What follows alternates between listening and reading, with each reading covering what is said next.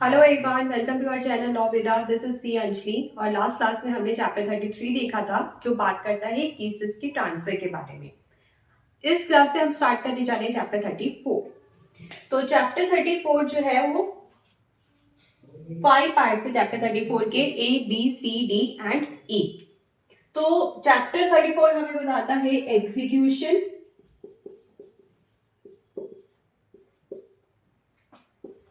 रेमिशन,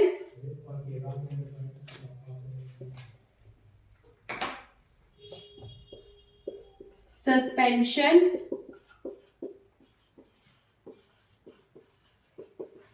या फिर computation of death sentence. मतलब या जो भी सेंटेंस दिया गया है उसका एग्जीक्यूशन होगा, या फिर उसकी रेमिशन होगी, मतलब जो भी सेंटेंस ऑलरेडी दिया हुआ है उसको रिड्यूस कर दिया जाएगा, या उसको सस्पेंड कर दिया जाएगा, थोड़े टाइम तक उसको एग्जीक्यूट नहीं किया जाएगा, या तो उसको कंप्यूट कर दिया जाएगा, मतलब दूसरी लेस हार्श पनिशमेंट में उसको कन्वर्ट कर दिया जाएगा। तो इन्हीं सब चीजों से डील करता है हमारा चैप्टर 34, जिसमें हमारे 5 parts A B C D and E.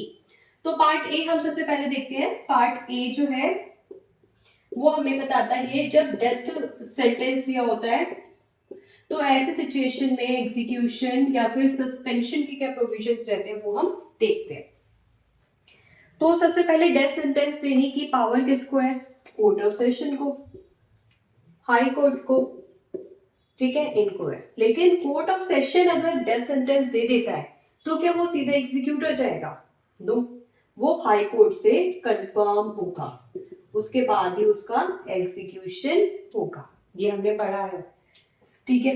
Second situation जहां पे हमारे हाई कोर्ट के पास क्या आती है? डेथ पेनल्टी के अगेंस्ट अपील। तो अगर अपील आई है तो हमारे हाई कोर्ट ऐसे सिचुएशन में केस को सुनते हैं और अपना जजमेंट देते हैं। अगर उन्हें लगता है कि डेथ पेनल्टी दी जानी चाहिए तो डेथ पेनल्टी दी जाती है, अदरवाइज डेथ पेनल्टी नहीं दी जाती, राइट।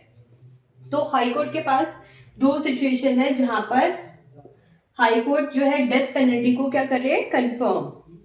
तो एक तो कोर्ट ऑफ सेशन जब पास करता है तो यहाँ पर कंफर्मेशन के लिए जाती है, ठीक है।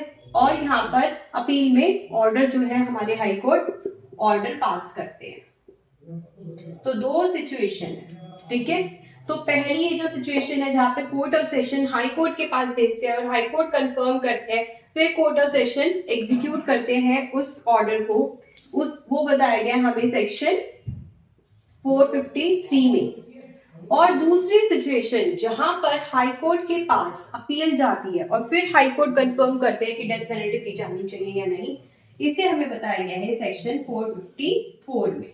किसमें? सेक्शन 454 में।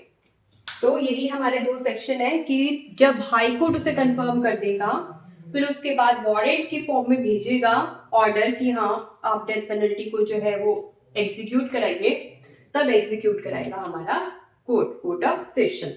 या फिर कोर्ट ऑफ सेशन जो है उसने अपना ऑर्डर पास कर दिया, हाई कोर्ट ने कंफर्म भी कर दिया, लेकिन फिर पार्टी जो है वो अपील में जा रही है, तो हाई कोर्ट फिर से कह रहे हैं कि हाँ डेथ पेनल्टी दी जानी चाहिए। तो अगर ऐसी सिचुएशन होती है तो भी डेथ पेनल्टी का जो है वारंट जो है तो वो एग्जीक्यूट कराया जाएगा जब हाई कोर्ट कह देंगे हाँ डेथ पेनल्टी दी जानी चाहिए। इसके बाद नेक्स्ट सेक्शन है 455। नेक्स्ट सेक्शन है सेक्शन 455। ये किस बारे में बात करता है? ये बात करता है जब मैटर हमारे पास कहाँ जाता है? सुप्रीम कोर्ट में। सुप्रीम कोर्ट में मैटर कब आएगा? मान लो कोर्ट ऑफ सेशन है, इसने कंफर्म कराया हाई कोर्ट से, ठीक है, तो फिर जो है अपील जाएगी हाई कोर्ट में और फिर फाइनली अपील कहाँ जाएगी? सुप्रीम कोर्ट में, ठीक है। ऐसी सिचुएशन होगी, कोर्ट ऑफ सेशन है, कोर्ट ऑफ सेशन ने बोल दिया हाँ डेथ पेनल्टी दी जानी चाहिए, हाई कोर्ट ने भी कंफर्म कर दिया, फिर हाई कोर्ट में अपील गई और अब फिर अपील कहाँ जाएगी? सुप्रीम कोर्ट में। कहाँ जाएगी? सुप्रीम कोर्ट में। तो दो सिचुएशन है, सुप्रीम कोर्ट के पास अपील आएगी, कब आएगी? जब हाई कोर्ट से बंदा हार जाएगा तो सुप्रीम कोर्ट में जाएगा। तो सुप्रीम कोर्ट में जाएगा बंदा, ठीक है। तो अब यहाँ पे अपील लगा रहा है हाई कोर्ट से हारने के बाद, हाई कोर्ट ने ऑर्डर पास कर दिया, अब यहाँ पर अपील लगेगी। ठीक है, कॉन्स्टिट्यूशन की जो प्रोविजंस है वो इस पर्सन को अलाउ कर रहे हैं कि आप सुप्रीम कोर्ट के सामने अपील लगा सकते हो।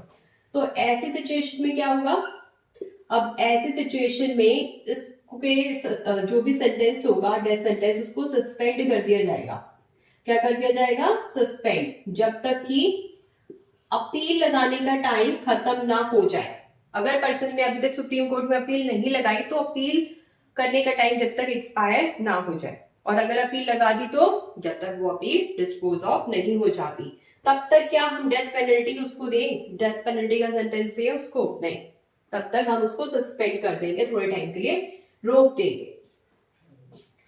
ऐसा होता है जब हाई कोर्ट कंफर्म करता है या फिर ऑर्डर पास कर देता है ऑर्डर, तो ऐसे सिचुएशन में डेथ पेनल्टी के सेंटेंस को हम क्या कर देंगे, सस्पेंड कर देंगे। कब तक सस्पेंड करेंगे, जब तक ये पर्सन सर्टिफिकेट लाता है। अगर अब किसी पर्सन को जो है सुप्रीम कोर्ट में अपील लगानी है तो वो क्या करेगा, पहले सर्टिफिकेट लेगा। हाई कोर्ट ये बोलेगा कि ठीक है तुम्हारी सिचुएशन ऐसी है कि तुम सर्टिफिकेट लेकर सुप्रीम कोर्ट में अप्लाई कर सकते हो, तो वो पर्सन पहले क्या लेगा, सर्टिफिकेट। तो जब तक सर्टिफिकेट नहीं मिल जाता उसे, तब तक ये जो हमारा सेंटेंस है डेथ पेनल्टी का, फांसी देने का, वो एग्जीक्यूट नहीं किया जाएगा जब तक उसे सर्टिफिकेट नहीं मिल जाता। सर्टिफिकेट मिलने के बाद भी जो सर्टिफिकेट में टाइम पीरियड लिखा है उस टाइम पीरियड तक हम जो है इसको सस्पेंड रखेंगे, हम उसको डेथ पेनल्टी अवॉर्ड नहीं करेंगे। तो क्या है ये सिचुएशन, कुछ प्रोविजंस के अकॉर्डिंग क्या होता है, जब सुप्रीम कोर्ट में अपील लगती है तो उसके लिए सर्टिफिकेट चाहिए होता है, तो उस सर्टिफिकेट को जब तक नहीं मिल जाता तब तक जो है ये सस्पेंड रखा जाएगा। और अगर मिल भी जाता है उसके बाद सर्टिफिकेट में जो टाइम पीरियड लिखा है कि इतने टाइम तक जो है आप जो है अपील लगाओगे, तो उस टाइम पीरियड तक के लिए भी उस पर्सन को जो है टाइम मिलता है, और जो हमारा एग्जीक्यूशन करना होता है डेथ पेनल्टी का, वो एग्जीक्यूशन नहीं होता, सस्पेंड रहता है।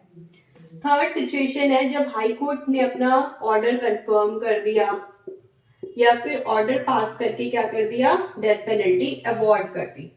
अब बंदा क्या है, सुप्रीम कोर्ट में एसएलपी लगाना चाहता है। क्या लगाना चाहता है, स्पेशल लीव पिटीशन, ताकि उसको जो है अपील करने का मौका दिया जाए। तो जब तक उसको एग्जीक्यूशन को जो है सस्पेंड रखा जाएगा, मतलब डेथ पेनल्टी नहीं दी जाएगी, उस पर्सन को फांसी नहीं दी जाएगी जब तक कि वो एसएलपी ना लगा ले। लेकिन वो एसएलपी लगाने के लिए एलिजिबल भी होना चाहिए। तो यही बताता है 455, जब सुप्रीम कोर्ट में किसी भी हाई कोर्ट का ऑर्डर आया है अपील के लिए, तो उस सिचुएशन में हम डेथ पेनल्टी को सस्पेंड कर देंगे।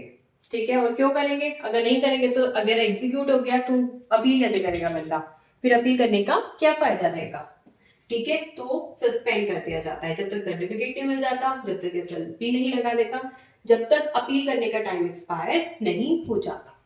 नेक्स्ट सेक्शन है 456। नेक्स्ट सेक्शन है 456। ये क्या बात करता है, ये बोलता है कि अगर किसी विमेन को जो है डेथ पेनल्टी अवॉर्ड करनी है और वो जो विमेन है वो प्रेग्नेंट है, तो ऐसे सिचुएशन में अगर विमेन प्रेग्नेंट है तो उसको डेथ पेनल्टी अवॉर्ड नहीं की जाएगी। क्यों, अगर उसको डेथ पेनल्टी देंगे तो जो उसका चाइल्ड होगा वो भी तो जो है उसको भी तो डेथ पेनल्टी मिल जाएगी, तो वो भी मर जाएगा। तो इसलिए ऐसी सिचुएशन में उस विमेन को डेथ पेनल्टी अवॉर्ड नहीं की जाएगी, बल्कि उसकी डेथ पेनल्टी को क्या कर दिया जाएगा, लाइफ इम्प्रिजनमेंट कर दिया जाएगा। तो कंप्यूटेशन हो जाएगी उसकी सेंटेंस की लाइफ इम्प्रिजनमेंट में, डेथ पेनल्टी से लाइफ इम्प्रिजनमेंट में। अब हम देखते हैं नेक्स्ट सेक्शन, और जो है हमारा पार्ट बी में। Next section and next part B. अब हम स्टार्ट करने जा रहे हैं पार्ट बी। पार्ट ए ज्यादा इंपॉर्टेंट था, पार्ट बी उससे थोड़ा कम इंपॉर्टेंट है। तो इसमें सेक्शन आता है हमारा 457।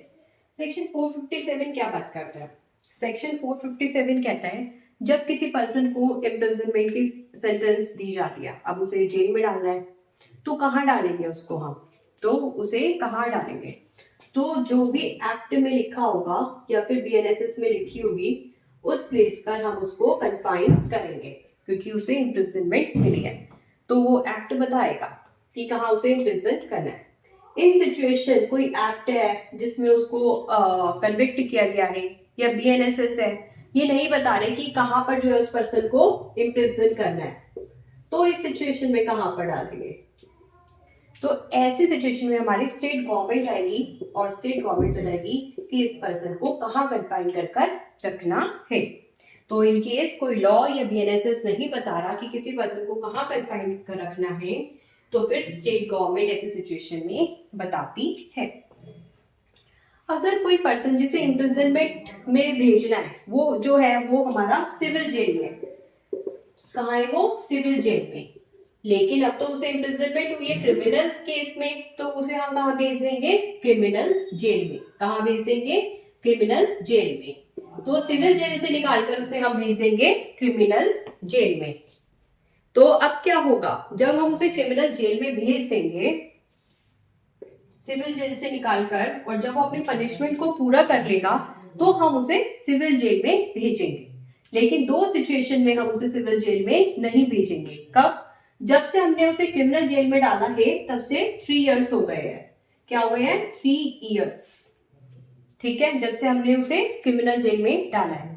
या फिर जो भी सिविल जेल का कोर्ट है वो क्रिमिनल जेल के इंचार्ज को सर्टिफाई कर दे कि अब ये रिलीज करने के लिए एलिजिबल है। तो ऐसी सिचुएशन में कब? जब हमारा सिविल कोर्ट का जो जज है वो बोल रहा है, सिविल कोर्ट बोल रहा है किसको? जो भी हमारा क्रिमिनल कोर्ट का जेलर है उसको कि इसको तो अब रिलीज करने के लिए एलिजिबल है। तो ऐसे सिचुएशन में हम उसको दोबारा से सिविल जेल में नहीं डालेंगे। अदरवाइज हम उसे सिविल जेल में डालते हैं। क्यों? क्योंकि हमने उसे सिविल जेल से निकालकर क्रिमिनल जेल में भेजा था। ठीक है, नेक्स्ट सेक्शन है 458। तो सेक्शन 458 क्या कहता है? सेक्शन 458 बोलता है जब भी इम्प्रिजनमेंट दी जाएगी, इम्प्रिजनमेंट का सेंटेंस पास किया जाएगा, तो अगर वो पर्सन ऑलरेडी जेल में नहीं है तो उसको जेल में डाला जाएगा। कहाँ डाला जाएगा उसे? जेल में। और इसके लिए क्या इशू किया जाएगा? वारंट इशू किया जाएगा और उस पर्सन को जेल में डाला जाएगा। और अगर उस पर्सन को कहीं और कन्फाइन किया जा रहा है तो उस पर्सन को उस जेल में फॉरवर्ड कर दिया जाएगा जो भी हमारा इस कोर्ट ने ऑर्डर में मेंशन किया है प्लेस। ठीक है, और जब जज अगर जजमेंट सुना रहे थे जिसको इम्प्रिजनमेंट मिली है वो पर्सन कोर्ट में प्रेजेंट नहीं था, तो उस पर्सन के अगेंस्ट वारंट इशू करके उसको जो है एक ऑफिसर अपॉइंट करेंगे। वो ऑफिसर जो है उस पर्सन को अरेस्ट करेगा और अरेस्ट करने के बाद उसे जेल में डाल देगा।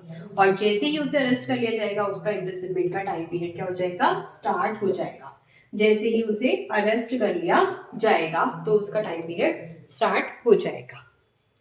लास्ट सेक्शन है 459 एंड 460। दो छोटे छोटे से सेक्शन है, ये भी देख लेते हैं। कुछ नहीं है, 459 कह रहा है कि जो भी हमारा जेल होगा, अब इस जेल का कोई इंचार्ज होगा, तो इस इंचार्ज को हम क्या कहेंगे?